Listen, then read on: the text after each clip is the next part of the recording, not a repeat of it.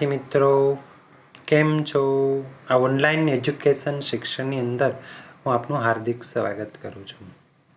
આજે ધોરણ 10માં સામાજિક વિજ્ઞાનમાં અર્થશાસ્ત્રની અંદર ચેપ્ટર નંબર 15 આર્થિક વિકાસ વિશે આપણે અભ્યાસ કરવાનો છે.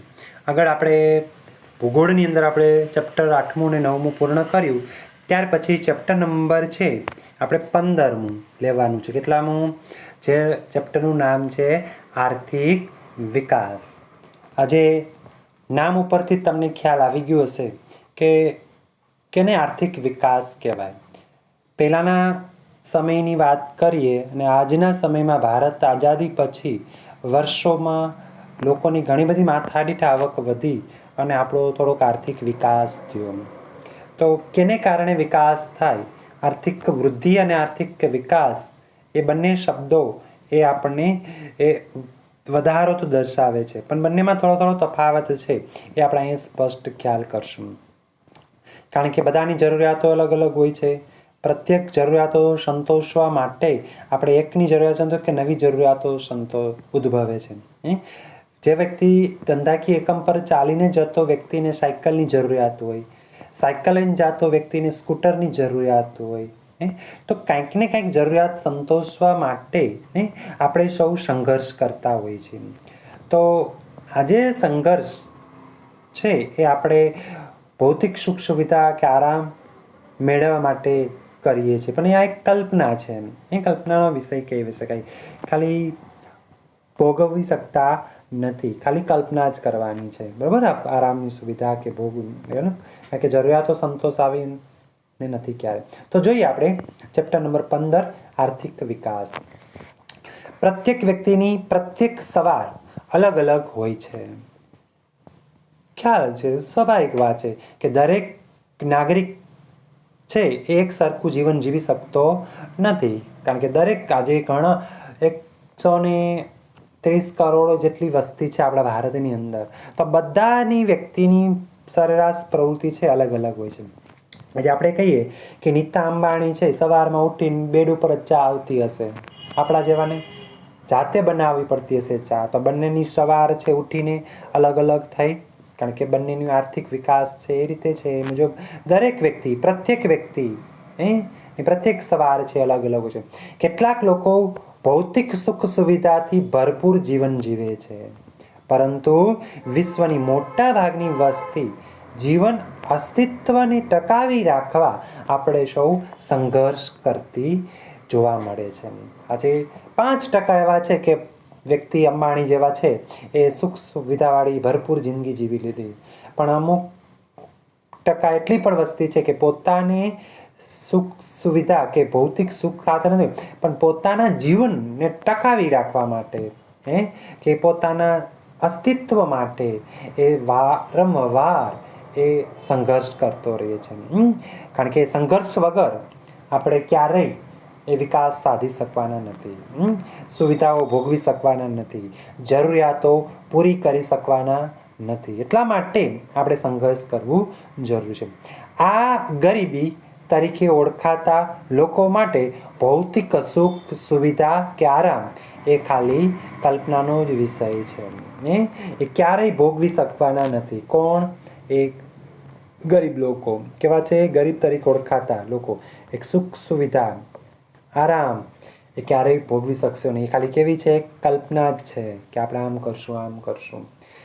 એ ક્યારેય વ્યક્તિ જે વ્યક્તિ સંઘર્ષ કરી રહ્યો છે એ પોતાના જીવનને ટકાવી રાખવા માટે, પોતાની જીવન ધોરણમાં સુધારો કરવા માટે એ ખાલી કલ્પના જ કરે. ક્યારેય સુવિધા કે આરામ સુખ એ ક્યારેય ભોગવી શકવાનો નથી. આથી જ આવી પરિસ્થિતિ કેવી રીતે ઉદ્ભવી, આ પરિસ્થિતિમાંથી બહાર કેવી રીતે નીકળવું, આ વગેરે જેવા પ્રશ્નોનો ઉત્તર છે એ આર્થિક વિકાસ. બરાબર? આપણે આર્થિક વિકાસ કરવો છે. આ વગેરે પ્રશ્નો, આ ક્યાંથી પરિસ્થિતિ આવી, આ પરિસ્થિતિનો બહાર કેવી રીતે નીકળવું, તો આપણે વિકાસ કરવો એ વગેરે આ બધા પ્રશ્નોનો ઉત્તર આર્થિક વિકાસ કહી શકાય. ખ્યાલ આવ્યું? તો આ તો આર્થિક વિકાસ. હવે આર્થિક વિકાસ એટલે શું એવું આપણને અહીં મુદ્દો આપવામાં આવ્યો છે. કેને આપણે આર્થિક વિકાસ કહેશું? તો જોઈએ કે આજના આધુનિક યુગમાં વિશ્વનો પ્રત્યેક દેશ વિકાસ માટે પ્રયત્ન કરે છે, પરંતુ વિકાસ એ માત્ર આર્થિક જ નથી, અનેક પાસા ધરાવતી સામાજિક પરિસ્થિતિની એક પ્રક્રિયા છે. એટલે વિકાસ કરવો એ પૈસે ટકે સમૃદ્ધ થઈ ગયો વિકાસ થઈ ગયો એ બાબત છે નહીં, પણ એની સાથે અનેક બાબતો જોડાયેલી છે આર્થિક વિકાસ સાથે. ઘણી બધા પાસાઓ ધરાવે છે સામાજિક પરિવર્તનની પ્રક્રિયા, એને જ કહેવાય વિકાસ. જો આર્થિક વિકાસ એ કોઈ પણ દેશની રાષ્ટ્રીય આવકમાં થતો સતત વધારો દર્શાવે છે. શું દર્શાવે છે આર્થિક વિકાસ? એટલે કે આપણા દેશની રાષ્ટ્રીય આવકમાં સતત શું થવું જોઈએ? વધારો. તો એમ કહેવાય આર્થિક વિકાસ છે. આર્થિક વિકાસ એટલે કીધું કે પેલી દેશની રાષ્ટ્રીય આવકમાં સતત વધારો, એક બાબત દેશની માથાદીઠ આવકમાં સતત વધારો અને લોકોના જીવન ધોરણમાં સુધારો થવો. આ 3 બાબતોનો સમાવેશ થાય. આ બધી બાબતોમાં વધારો કે સુધારો થાય એને આપણે આર્થિક વિકાસ કહેવાય. રાષ્ટ્રીય આવક એટલે માથાદીઠ આવક, આપણે કહીએ ને કુલ રાષ્ટ્રીય આવકને કહેવામાં આવે છે. આપણે દેશની કુલ રાષ્ટ્રીય આવક દેશની કુલ વસ્તી વડે ભાંગો તો એની માથાદીઠ આવક મળે.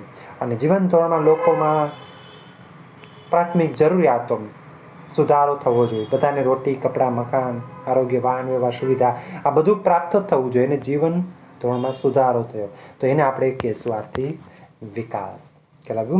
આપણે એમનો આર્થિક વિકાસ કહી શકશું કે ગરીબ લોકો ગરીબ જ બેસે, એને ક્યારેય જીવન ધોરણમાં સુધારો નહીં થાય તો ક્યારેય આપણે આર્થિક વિકાસ નહીં કહી શકીએ. આર્થિક વિકાસ એટલે આ બધી બાબતોનો સમાવેશ થાય. એની રાષ્ટ્રીય આવકમાં વધારો થવો, માથાદીઠ આવકમાં વધારો થવો અને લોકોના જીવન ધોરણમાં શું થવો જોઈએ? સુધારો. જો એનું અહીં દર્શાવ્યું છે, કીધું છે કે આ બાબત આર્થિક વિકાસ કહેવામાં આવે છે કે દેશની કુલ આવકને રાષ્ટ્રીય આવક કહેવામાં આવે. આપણા રાષ્ટ્રની જેટલી આવક આવી એને શું કહેવાય છે? આપણી રાષ્ટ્રીય આવક. દેશની આ કુલ રાષ્ટ્રીય આવકને દેશની કુલ વસ્તી વડે ભાંગવાથી એની શું મળશે? આપણને માથાદીઠ આવક પ્રાપ્ત થાય છે. આપણી પાસે જે આવક આવી છે રાષ્ટ્રીય આવક, એને દેશની કુલ વસ્તી સાથે ભાંગી નાખો તો દરેક વ્યક્તિ દીઠ કેટલી આવક આવે છે એ આપણને પ્રાપ્ત થશે, વધારો થયો કે ઘટાડો. અને જ્યારે જીવન ધોરણમાં લોકોને પ્રાપ્ત થતી સગવડો જેવી કે અનાજ, કપડાં, શિક્ષણ, આરોગ્ય, વાહન વ્યવહારની સુવિધાઓ, રહેઠાણની સુવિધાઓનો સમાવેશ થાય છે. આ બધા જમાં સુધારો થાય તો લોકોનું જીવન ધોરણ સુધર્યું કહેવાય, તો આર્થિક વિકાસ કહેવાય. આજે આપણે ભારતમાં આઝાદી પછી રાષ્ટ્રીય આવક અને માથાદીઠ આવકમાં વધારો થવાથી અનાજ, કપડાં, વીજળી, શિક્ષણ, આરોગ્ય, રહેઠાણ વગેરે સેવાઓનો વપરાશ અને સુવિધાઓ વધવા પ્રોત્સાહ્યો છે. અગાઉની સરખામણીમાં ઉપરોક્ત જરૂરિયાતો વધુ સારી રીતે આપણે સંતોષી છે. તેથી કહી શકાય કે ભારત છે એ આર્થિક વિકાસ થઈ રહ્યો છે. ભારતનો છે આર્થિક વિકાસ થયો છે. આપણે કહે છે કે દાખલા તરીકે ભારતમાં આઝાદી પછીના વર્ષોમાં લોકોની માથાદીઠ આવક ક્રમશઃ વધતી ગઈ. લોકોના ખોરાક, રહેઠાણ, કપડાં, કોલસો, વીજળી, આપણે કહીએ અન્ય વપરાશી વસ્તુઓ વગેરેનો પણ વપરાશ વધ્યો છે. શિક્ષણ, આરોગ્ય, પરિવહન, સંચાર સેવાઓનો વપરાશ પણ વધ્યો છે. આ બધી બાબતોને ધ્યાનમાં રાખીને આપણે લોકોના પરિણામે લોકોના જીવન ધોરણમાં શું થયો કે એનો સુધારો થયો છે. તેથી પહેલાંની તુલનામાં જરૂરિયાતો વધુ સારી રીતે આપણે સંતોષી છે. આથી કહી શકાય કે ભારતમાં આર્થિક વિકાસ થયો છે, થઈ રહ્યો છે. આપણે આઝાદી પછીની તુલના કહીએ તો બધામાં શું થતો ગયો? સતત આવક આવતી ગઈ, માથાદીઠ આવક વધી અને જીવન ધોરણ સુધર્યું. એનાથી આપણે કહીએ આર્થિક વિકાસ વધ્યો. બરાબર?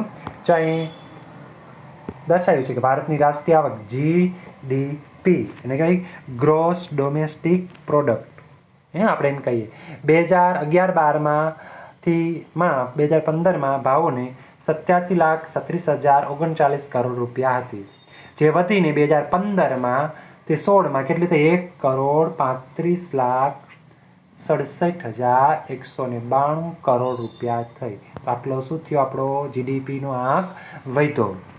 ગ્રોસ ડોમેસ્ટિક પ્રોડક્ટમાં શું થયો? વધારો થયો. આપણી રાષ્ટ્રીય આવક વધી. કેટલા વર્ષમાં? 12 થી 15ના ગાળા. 2012માં ઓછી હતી, 2015-16માં GDPનો આંક ઊંચો ગયો. એટલે હવે આપણે એક તફાવત સ્વરૂપે જોઈ લઈએ રાષ્ટ્રીય આર્થિક વૃદ્ધિ અને આર્થિક વિકાસ વચ્ચેનો તફાવત.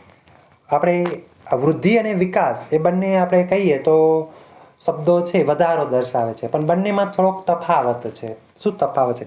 કેને વૃદ્ધિ કહેવાય અને કેને વિકાસ કહેવાય? 3 પ્રક્રિયા દ્વારા અથવા 3 મુદ્દાઓ દ્વારા આપણે સમજવાનું છે. તો પહેલો મુદ્દો છે આપણે આ વિકાસની પ્રક્રિયાના આધારે કે કેને વિકાસ અને વૃદ્ધિ વિકાસની પ્રક્રિયાના આધારે આપણે કહીએ જોઈએ કે આર્થિક વિકાસ એ ગુણાત્મક અને આર્થિક વૃદ્ધિ એ પરિણાત્મક છે. હવે વિકાસની પ્રક્રિયાને આધારે આર્થિક વૃદ્ધિ અને વિકાસ વચ્ચેનો તફાવત જોઈએ તો આર્થિક વિકાસને ગુણાત્મક બાબત દર્શાવી છે. ગુણાત્મક એટલે લોકોના જીવન ધોરણમાં સુધારો આવ્યો, લોકોનું જીવન ધોરણ ઊંચું આવ્યું, જેને ગુણાત્મક બાબત કહેવાય. અને આર્થિક વૃદ્ધિ છે ને એ પરિણાત્મક બાબત છે. તો એ પરિણાત્મક બાબત છે લોકોમાં દિવસે ને દિવસે ઉત્તરોત્તર વધારો થતો ગયો કે આજે 1 લાખ આવક હતી તો આવતા વર્ષે 2 લાખ આવક થઈ, એના નેક્સ્ટ 4 લાખનો જીડીપીનો વધારો થયો. તો એ પરિણાત્મક દર્શાવ્યું. આર્થિક વૃદ્ધિ છે એ પરિણાત્મક છે, આર્થિક વિકાસ છે એ ગુણાત્મક છે. એટલે આર્થિક વિકાસ એ કહીને તો પ્રથમ અવસ્થા કહેવાય અને જ્યારે આર્થિક વૃદ્ધિ કહીને એ આર્થિક વિકાસ પછીની અવસ્થા કહેવાય. કારણ કે વિકાસ થાય તો જ વૃદ્ધિ થાય. ખ્યાલ આવ્યું? કારણ કે આપણે વિકાસ થયો એ ગુણાત્મક, આપણે હાવભાવ, આપણે જીવન ધોરણ સુધ્યું તો આપણી પાસે આવક આવશે, વૃદ્ધિ થશે. એટલે વિકાસ પ્રથમ અવસ્થામાં આવી, વૃદ્ધિ છે એ વિકાસ પછીની અવસ્થામાં આવે છે. ખ્યાલ આવ્યું? વિકાસની પ્રક્રિયાને આધારે આર્થિક વિકાસ ગુણાત્મક છે અને આર્થિક વૃદ્ધિ એ પરિણાત્મક છે. એ ઉત્તરોત્તર વધારો. પરિણાત્મકનો અર્થ શું થાય? ઉત્તરોત્તર 1, 2, 3 લાખ, 1 લાખ, 5 લાખમાં વધારો. ઓલું જીવન ધોરણમાં સુધારો, એને ગુણાત્મક બાબત. તો પેલી રીતે તફાવત કર્યું વૃદ્ધિ અને વિકાસ.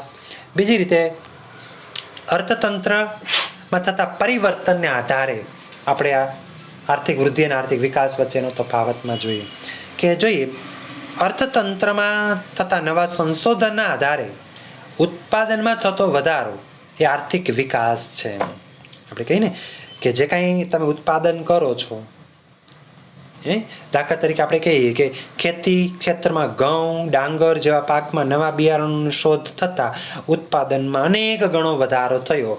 તો આ બાબત છે શું દર્શાવે ખબર છે? આર્થિક વિકાસ દર્શાવે. આપણી પાસે 5 જ વીઘા છે. કેટલી વીઘા છે? 5 વીઘામાં આપણે બિયારણો સુધારેલા વાવ્યા, સંશોધનો કર્યું અને ઉત્પાદન વધ્યું. તો આ શું દર્શાવ્યું? આર્થિક વિકાસ દર્શાવ્યું. અર્થતંત્રની ભાષાની અંદર અર્થતંત્રમાં નવા સંશોધનોના આધારે ઉત્પાદનમાં સતત થતો વધારો એ આર્થિક વિકાસ દર્શાવે છે. જેમ કે આપણે ઉદાહરણ ખેતી ક્ષેત્રનું છે. ત્યાર પછી આ બાબત આર્થિક વિકાસ.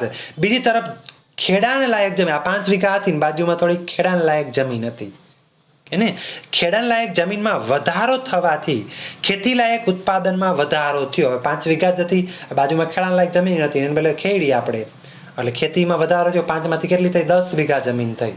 તો આ ખેડાણ લાયક જે ઉત્પાદનમાં વધારો થાય તેને શું કહેવાય? આર્થિક વૃદ્ધિ કહેવાય. ખ્યાલ આવ્યું? એટલે અર્થતંત્રના થતા પરિવર્તનને આધારે પણ 2 બાબતો ઉપર તફાવત જોઈએ છે. આર્થિક વિકાસ, સંશોધન થતા ઉત્પાદનમાં જે વધારો થયો, જે ખેતીમાં વધુ પાક આવ્યો એ આર્થિક વિકાસ કહેવાય. અને બીજી તરફ ખેડાણ લાયક જમીનમાં વધારો થવાથી ખેતી લાયક ઉત્પાદનમાં વધારો થાય એ આર્થિક વૃદ્ધિ કહેવાશે. ખ્યાલ આવ્યું? તો આ 2 તફાવત છે.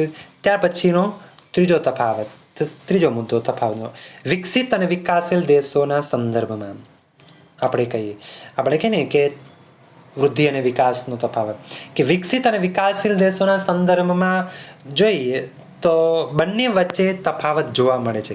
કે વિકસિત દેશોની રાષ્ટ્રીય આવકમાં થતો વધારો એ શું દર્શાવે? આર્થિક વૃદ્ધિ કહેવાય.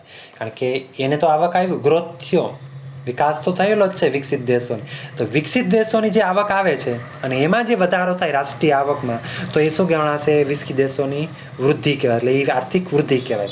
જ્યારે વિકાસશીલ દેશોની રાષ્ટ્રીય આવકમાં વધારો થશે તો એ શું કહેવાશે? આર્થિક વિકાસ કહેવાશે. દાખલા તરીકે અમેરિકા દેશ છે એ કેવો છે? વિકસિત દેશ છે. તો વિકસિત દેશોની રાષ્ટ્રીય આવક વધી તો એ દેશો એ વિકસિત દેશોની શું કહેવાશે? આર્થિક વૃદ્ધિ કહેવાય. ભારત દેશ છે એ કેવો દેશ છે? આ વિકાસશીલ દેશ છે.